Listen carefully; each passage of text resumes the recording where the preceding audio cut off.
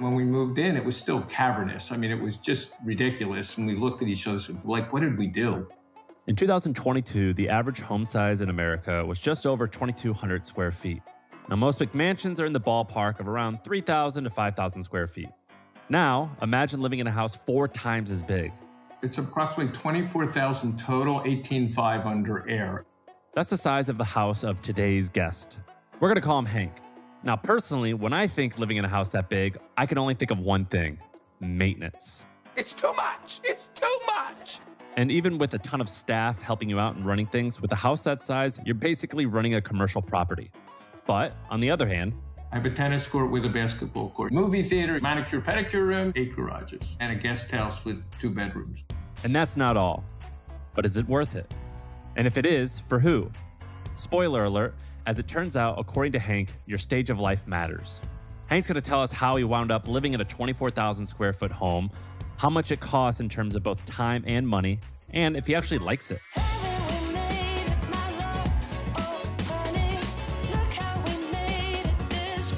Hey everyone, I'm Sam Parr, and this is Moneywise. There's a ton of podcasts out there that teach you how to make money, but none that really teach you how to handle the life changes that wealth brings. The reason I know this is I'm co-founder of a company called Hampton. We're a community of business owners, CEOs, startup founders. And because of Hampton, I'm able to see behind-the-scenes information and conversations that people who have a bunch of money have.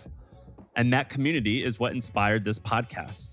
With Moneywise, I want to be able to have conversations with high-income, high-net-worth people and figure out how they spend their money, how they don't spend their money, how they save, how they invest, what makes them happy, the types of conversations that are rarely ever had publicly. And with these conversations on Moneywise, we're going to be radically transparent about the numbers while we do it. All right, so in today's episode, I talked to a guy named Hank. Hank owns a home that is roughly 24,000 square feet. That is huge. That is a mansion anywhere you live in the world. It's a massive house. And the reason why I wanted to talk to him is because I live in a relatively small home, about 2,000 square feet. When I had a little bit of success in my career and started having a family, I began thinking, what would it be like to have a huge home? And so I thought, I'm going to go find someone who has the biggest house I could think of, and that's Hank. And I wanted to ask him, how much did this home cost to buy? How did he finance it? How did he make his money? Is living in a home like this worth it? Is it awesome? What stinks about it? I wanted to ask him all of the questions about living in a massive, massive house so I can maybe figure out, is this right for me? Do I actually want to do this? And I think a lot of you will have similar questions. Is living in such a huge home worth it? Now, before we start, I want to ask you a question. Do you think you'd enjoy living in a 24,000 square foot house? I want you to think about your answer now. Just keep it in your head. And at the end of the episode, after we learn everything that we've learned, I'm going to ask you this question again, and I'm curious if your answer will change. Now, let's start where we always do, finding out what the hell Hank has done with his life to be able to afford a 24,000 square foot house. Hank made his money in tech, but likely not the tech that comes into mind when I say that. I actually started in the 80s, 81, 82, kind of in the electronics business, little parts, batteries, video bags, all kinds of electronics. And then that migrated into VCRs and other battery packs and products like that. I was making a living barely. And then I got involved in paging. Like a pager? Yeah, which was my answer to the first cell phone, I guess. Yes, so for context, Hank is in his 70s. So he's been at this for a while. That business continued to evolve, and it ended up being a very large operation, mostly distributing cell phones. When I announced that I was looking to go public, all my competitors came out of the woodwork and said, well, wait, don't do that. Let us team up with you. So I started getting offers. I said, hey, this is great. I turned down a few of them, which in retrospect, people thought I was crazy. But I ended up merging with my biggest competitor. And the two of those companies together was kind of like 1 + 1 = 3, because we became very large. I brought my lines that I had been entrusted to carry his lines, and we probably became the largest or the second largest distributor. And how big was the business in terms of sales and profit? Well, so our first year together, I'm going to say we did maybe $500 million, like $500 million, $600 million. By the time I exited a year and a half later or 2 years later, I stepped down. I think we were around $3 billion in sales. So huge. Yeah, bigger than I ever imagined, that's for sure. Yeah. Then in 1996, Hank exited the company and he made around $60 million. But Hank didn't just get tens of millions of dollars and immediately buy a massive house. Like a video game, he started working his way through the levels. First, his starter home. My first house was a little townhouse. Then the regular old McMansion. My second house when I was married, that I was shaking when I signed the agreement, it was like a 3,600 square foot, which to me was like, oh my God, we ran from room to room. It was like, wow, this is a castle. Then there was his first custom build. My first house that I built was 11,000 square feet, which also was ridiculously huge to me and beautiful, but on a small lot. And after that, I guess you could say he downsized. I mean, technically he did. I ended up moving on to a different home in a country club myself. Unfortunately, I separated from my wife at the time. That house was like 8,500 square foot. And then he leveled back up. It was after that house that Hank, with his now fiance, decided to build his current house. No way did I ever plan to build a house this big. No way. I never even thought about it. I said, look, I don't want to talk about size. I don't want to say, I'm going to build this and we'll fit into it. What I said is, what do we want in a home? What rooms do we want? What's important? What have I always fantasized about having in my once-in-a-lifetime house? And it kind of grew. Oh, you want a manicure pedicure room? You want a movie theater? You want this? You want that? I said, sure, sign me up. Yeah, it sounds good. So the process didn't start out with Hank saying, you know what? I want to own a house the size of a bowling alley. It really just kind of happened because he said yes to everything he and his fiance wanted, right? I mean, when you have the money to put literally anything you want inside a home, why not just go for it, right? All of a sudden, the house just started growing. And I said, well, can we shave anything off? And we did like most people did. We looked around, tried to find this house didn't have this, and this house didn't have that, and this house didn't have enough ground. So ultimately, if you have the time and the ability and the patience, because it takes a couple of years to build a house this size, you really end up getting what you want or most of what you want. You still move in and say, oh, I wish I would have put this in. I mean, there's houses in here that have bowling alleys and this and that. I didn't need that. But it's cool. It sounds cool. So we put in what we thought was right. And when we moved in, it was still cavernous. I mean, it was just ridiculous. And we looked at each other and said, well, like, what did we do? I felt like I was, like we needed a tram to get from one side, but you grow into it.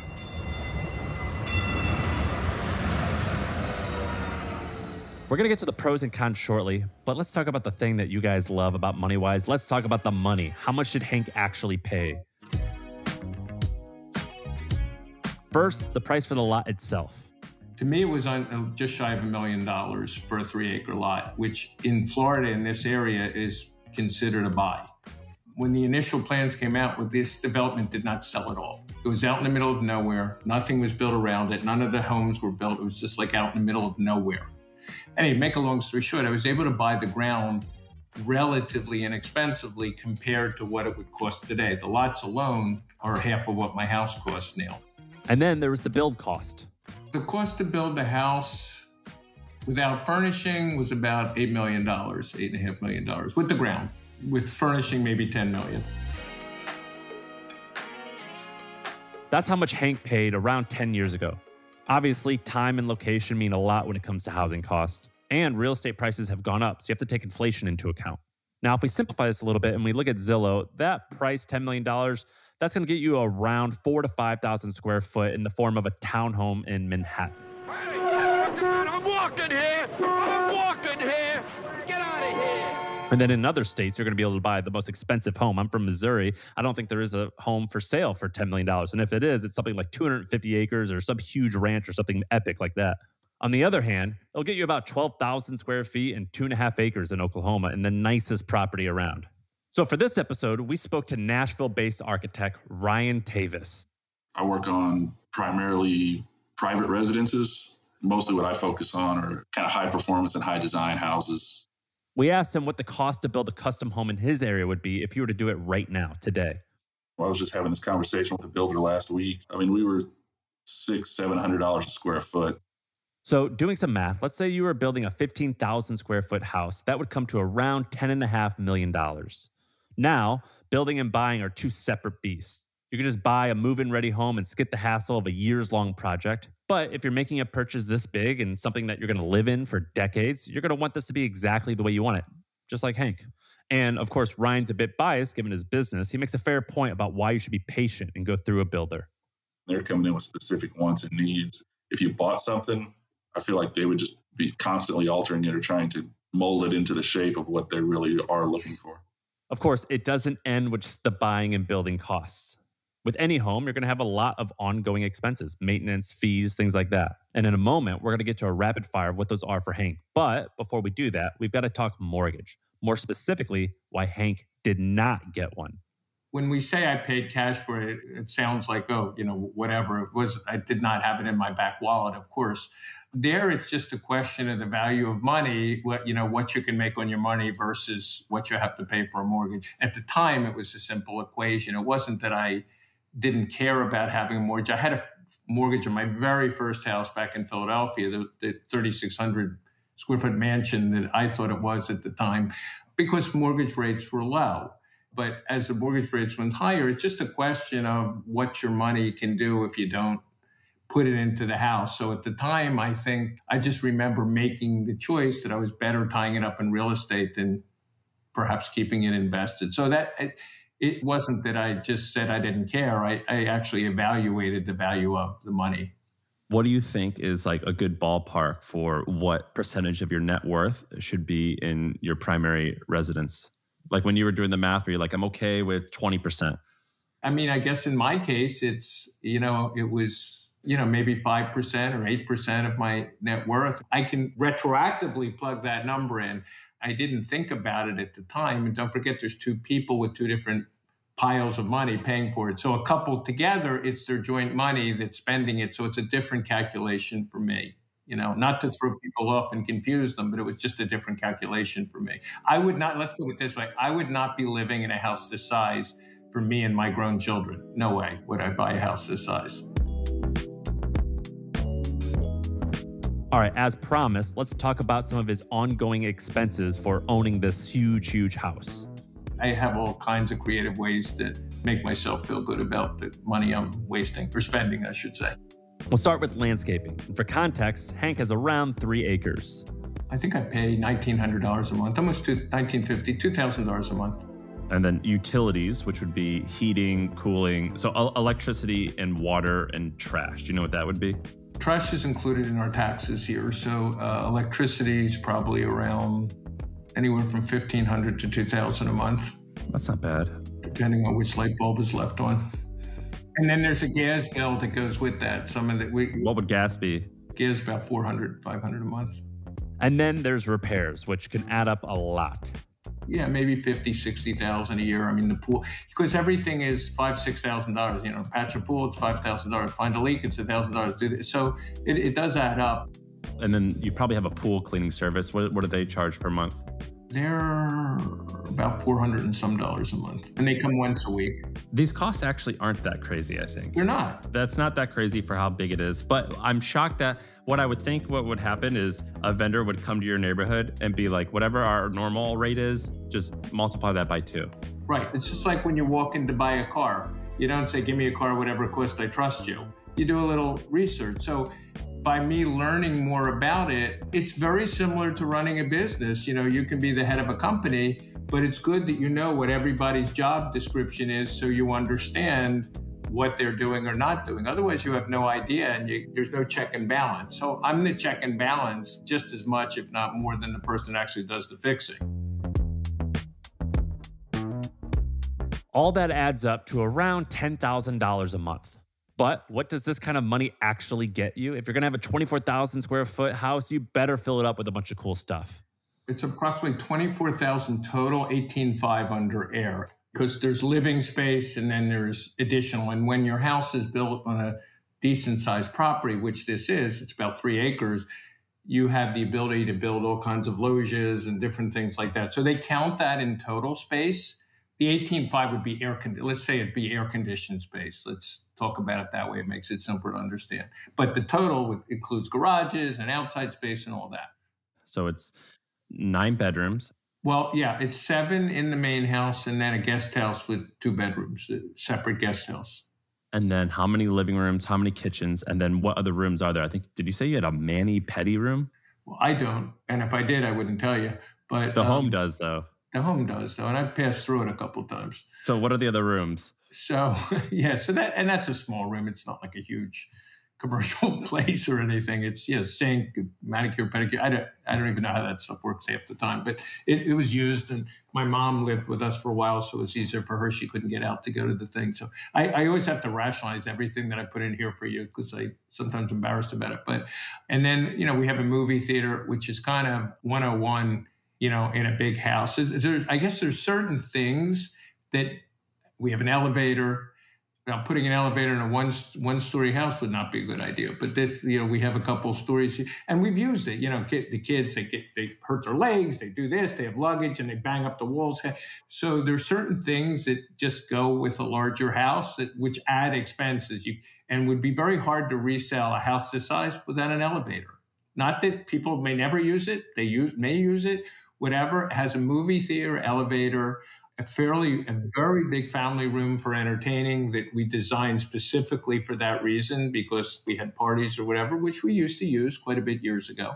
You have an office? Office that I'm in now, my own office. And then there's probably another office for your partner, I think you said. She has it on the side of her bedroom. Yes, it's a snore room / office. These are all things we designed prior because even in the best of situations, people, get out of here. I can't stand this. And you're sick, you're coughing, whatever. Go into your little cubby hole there or whatever. It's where you get sent when you're bad. And then a pool. No basketball court or tennis court? I do. I have a tennis court with a basketball court. Yes. They call it a sports court. And getting a lot of pressure, which I could care less to do a pickleball court and retrofit it, which I haven't succumbed to yet. Your friends, coworkers, the news, celebrities, everybody is talking about the fastest growing sport, pickleball. Now it's time for you to join the fun. And then how many car garage? 8 garages. And some additional parking for help, that would come to help us out. It's funny. For some reason, I think Hank felt a little embarrassed listing off all the rooms. And so those are actually just the things that he was willing to admit. But when you've got a lot of money to spend like he does, pretty much anything you want in a living space can be a reality. As an architect, Ryan gets to make loads of those dreams come true. Usually I'm attracting unique people with unique skill sets. One that we've done has a client that's kind of a celebrity chef. So we're just designing a crazy kitchen with a pantry that's so huge and different storage options and stuff, freezers, stuff like that. It really depends on the client. Yeah, we had one that was going to be a pretty large house. Unfortunately, the design I didn't get built, but he was putting a giant pool with a lazy river and almost like a resort. Had a meeting last week with a guy that we're kind of close to town, but still far out. And he wants a helicopter pad. Now, this one's the best. Perhaps the coolest request is also the most common one. Secret tunnel! Secret tunnel! People love hidden doors. People love passageways. People love stuff like that. And kids do too. Everybody always want a secret passage or a secret room. We can all drool at the costs and features of these mansions, but the real question, the question that this whole podcast is about, the question I am trying to answer for myself, is it actually worth it? Aside from getting all these cool, fancy features, what is really the purpose of having such a big space? For most of Ryan's clients, it's grandkids. It's grandkids. They're at the age where they have kids that have kids. So they're grandparents and they want to make a cool place for their grandkids to come hang out with them. Ensuite bathrooms, own rooms, maybe their own private areas, like as far as like a little lounge area or a living room with a bar. If they want to make them as comfortable as possible so that they come visit is kind of what I'm reading into it. And this is exactly what Hank did, though it didn't exactly work out the way he thought it would.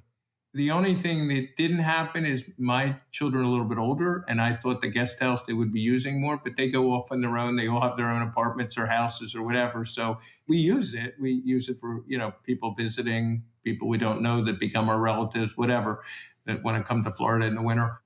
But say you're not a grandparent and your kids are still young. As a 24,000 square foot house with all of its crazy features, is that really good for raising children's? My opinion, no, it is not. And I'm going to explain why.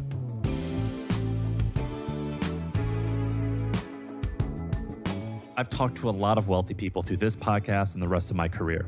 The most obvious thing, and this frankly scares me, is when you raise your kids in a fancy environment, I'm incredibly scared of them becoming spoiled and getting used to all this expensive, nice stuff and making them soft, rotten, and just bad people. And I know a ton of kids that were raised in a wealthy family and they turned out just fine. So this is not a rule. I'm just saying it definitely does scare me about raising kids in such a big, fancy house and how it might impact them and how they're going to be adults in their 20s and 30s and be able to relate to average people and not be spoiled and be emotionally stable and healthy. And in fact, on Moneywise, we're going to do a whole episode on parenting, how to raise kids when you're wealthy. But then there's this other reason, and this is actually something I didn't realize until one of my friends, Neil Patel, who came on episode 2 on Moneywise, he talked about actually like the logistics of having a huge home and how you actually don't see your kids a lot if you have such a big house. And then we rented a house here that was 10,800 square feet. Now we're down to 3,000 square feet. I see my kids a lot. Like, no joke, they're around everywhere. They're in our space. There is no office or anything like that. But we interact with them on a daily basis for many more hours than we did in a 10,800 square foot house. My wife and I love it. We're closer as a family. Back in our first episode, which you guys should absolutely listen to, there's a guy named Michael. Michael owns a law firm, and his personal income each year is something like $15 million. He had very similar thoughts to Neil about how big his house should be. I bought my house for a little over $1 million, 1.1 million. So 3,400 square feet. Not big, not big or small, medium. It's perfect. I have 2 kids. There's enough space for them to run around. I don't have like crazy heating and cooling issues. Like, it's easy to clean. Like, with my OCD, I like things clean and organized. So it's like the perfect happy medium. But like, if you gave me like a 7,000 square foot house, I don't think it would increase my joy.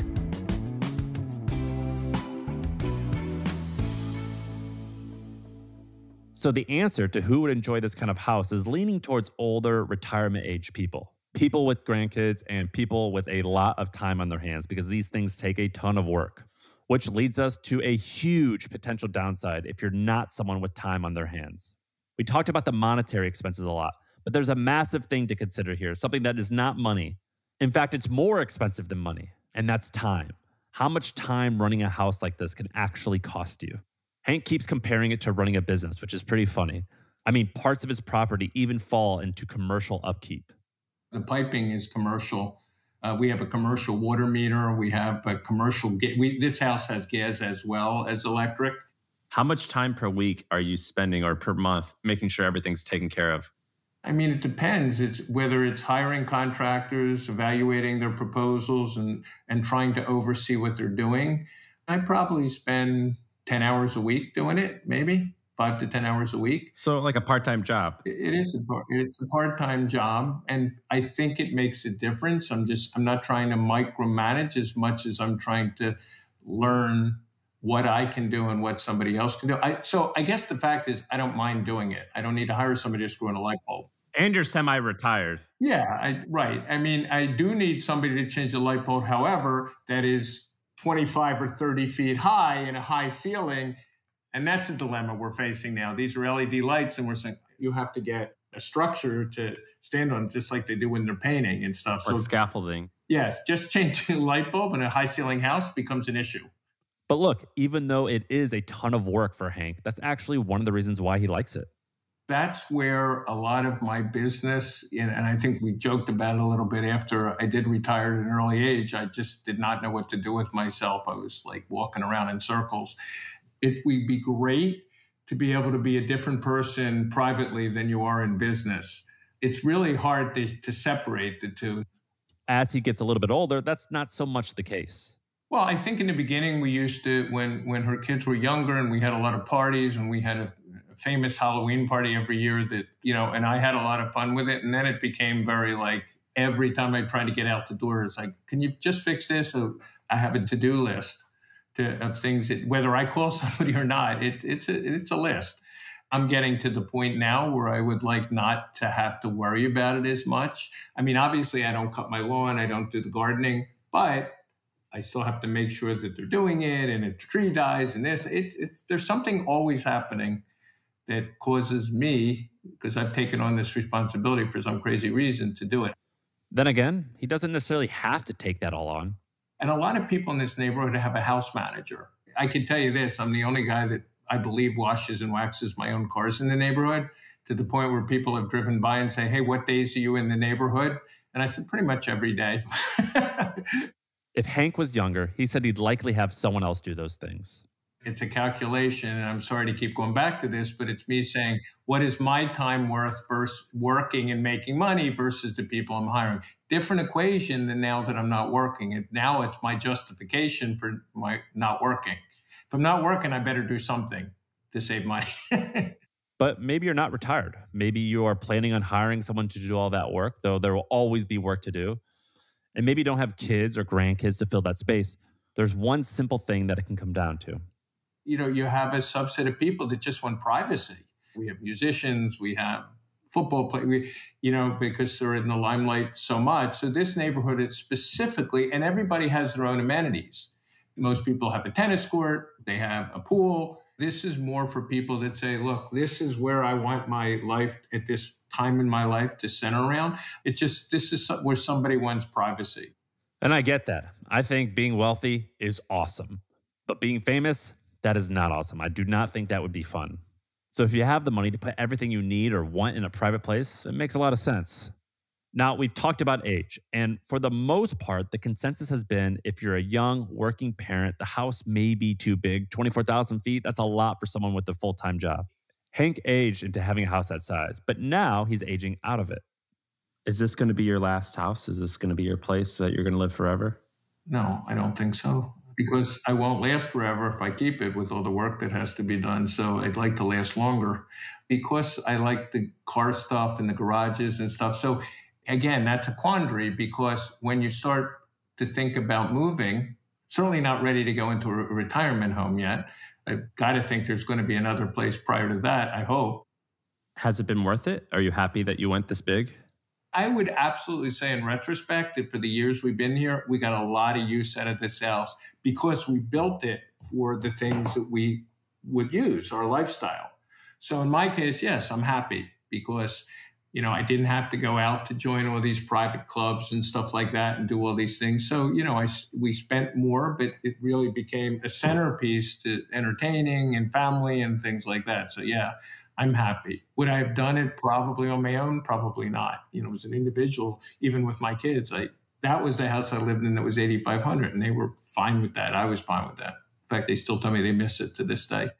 Now, this is actually a cool part. I was also curious to get Ryan's perspective as a builder. Would he himself live in a 24,000 square foot house? I don't think I would. I'm a pretty conservative, frugal person to begin with. So I feel like I could spend that money somewhere else, and having that much space wouldn't necessarily equate to happiness for me. But honestly, if I had a big family with a lot of grandkids, that you interview me in 10 years, 15 years, that answer might be different.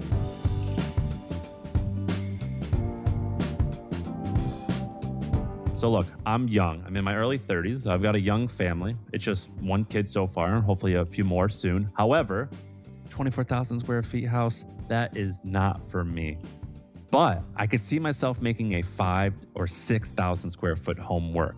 Anything above that, I just think it's way too much work. And by the way, it's insane to be saying 5,000 or 6,000 as if that's small, but it is compared to Hank. It's a really big home.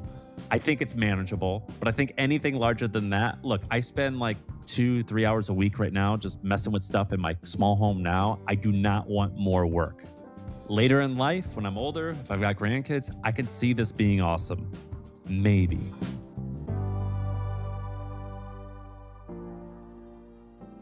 If you are considering buying a big house or trying to figure out what size house you want, here's a few tips that I have for you. In my opinion, if you're going to invest this much time and money into a home, something that you're going to be in for many decades and you could afford it, I think you should make sure every detail is thought through and you are getting exactly what you want. Before this podcast, I thought I just wanted to buy a home that was already built, but Hank actually kind of convinced me that building might be a good idea. Brian did tell us, though, that leaving space for compromise is part of the process. Once they see it on paper, once they see a model or what it kind of looks like, they'll sometimes back off of it a little bit and be like, all right, we might not need this much space. Like one we did a few years ago, it ended up being 15 or 16,000 square feet. Once we kind of went through that whole process, he's like, yeah, I don't know that we really need this, that, and these spaces. We kind of backed it down to maybe 12 or 13. However, there's a balance here. Hank says that he's glad that he found someone on the other side pushing him to really go for it. If we go back to my comments about running a business at very low margins, I didn't have room for a lot of error. Unfortunately, I might have taken a little bit of the fun out by looking at everything. Do we really need this? Do we really need that? Do we really have to have marble floors? And by the way, in retrospect, the house came out beautiful. So I don't regret any of it now. But I think just my mental, thing was, what do I need versus what do I want? What's going to matter? And I do think of unfortunately or fortunately, whichever way you look at it, I did think of the resale value. And it's no different than any other product you buy. If you buy a car and you get every bell, you're never going to get credit for it when you trade it in. A house is a little different. And especially a house in this neighborhood where the people that are buying now, the money isn't any object to them, it seems. And they do want all the bells and whistles. So I'm not sorry that I did it, but if you ask me, did I agonize over some things? I did. And my partner who built the house was also very cautious. He wasn't like, oh, just do the best of this, the best of that. He would say, look, don't waste your money on this. So yeah, that went into it on my end. And then I had a check and balance on the other end saying, don't be cheap. You want to enjoy your house. Stop thinking about it like that way. She ended up winning, I think. But in retrospect, I'm super happy that I did it. And that takes me to the next piece of advice, which is you should be really intentional about your money. I call this conscious money. I stole it from my friend Ramit. And that basically means to be really thoughtful about what makes you happy and to spend more money on that and to not just mindlessly spend. It's really cool to see somebody that's kind of concerned where their money's going and not just throwing money at things and being like, okay, is there a better way or cheaper way to do this? This episode has actually inspired me to be very specific about the type of house that I want and to map it out and to literally just write it down. Talk to my wife, say, we want a room that looks like this, that does this. We want this many rooms. We want our kitchen to feel like this, and to map out how much that might cost and if we actually want it, and truly close our eyes and imagine that we're there, waking up in the morning, going to bed at night. What do we do throughout the day? And to be actually super thoughtful about the space. The reason being is if I'm going to spend this much money and this much effort on a space, I actually want it to be perfect. I want it to be just like I want it to be. And I think surrounding myself in a space that I live in and that I'm at every day, I actually think it impacts my mood. It impacts how I work. I think it impacts how if I'm happy. I actually think that my physical surroundings does have a massive impact on my happiness and my mood. And lastly, 24,000 square feet is huge. Even 10,000 is massive. So unless your passion is interior design, save yourself some stress and time and just go ahead and hire a designer. I had to kind of leave my Philly boy attitude behind and realize that if I'm going to build a house like this, I can't be putting stuff in from, I don't want to mention names, but I can't be putting furniture together. We had to get, we had a decorator who was extremely helpful. And we definitely needed a decorator, because a lot of people who believe they're artistic, and even I thought myself, okay, I'm artistic, whatever. But you really need to help, because the mistakes end up costing more than you would have spent originally. And when in a house this big, to be able to envision how it's going to lay out is very difficult because everything's so big, And so I asked you at the very beginning of this episode, do you want to live in a 24,000 square foot house? I had you think of what the answer was before. Now, knowing what you know, I want to know, has your answer changed? I'm curious if we swayed you one way or the other. So if you're listening to this on Spotify or iTunes, leave a review and put it in the comments if your opinion did change. Or if you're on Twitter, let me know. The Sampar is my handle. And tell me, what size home do you want? Did this change your opinion on anything? And I want to actually hear what's your dream home and actually share photos with me because, I like to be inspired.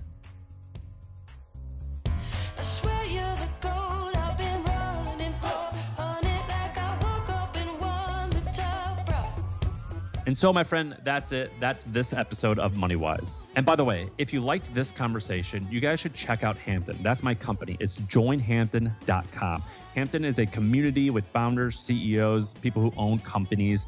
The average size company is around 20 to 30 million in revenue, but we've got companies from 2 all the way up to hundreds of millions of dollars in sales. And we have conversations like this all day. We have conversations about money. We have conversations about business. We have conversations about things that you can't Google. They only happen happen behind closed doors. I personally review and vet everyone who applies, giving them the thumbs up or thumbs down, because we want this community to be perfect, where we can have these safe conversations that are somewhat embarrassing to have, but they're really important for people who are in this category. So check it out. And finally, I've said on this podcast so many times that this podcast takes a ton of work. I'm not the one doing all of the work. You see, I've hired this company called Lower Street. You can check them out, lowerstreet.co/Moneywise. They've helped me produce this podcast. My partner in crime here is Jackie. She helped me find guests. She helped me write the podcast, all the editing you hear.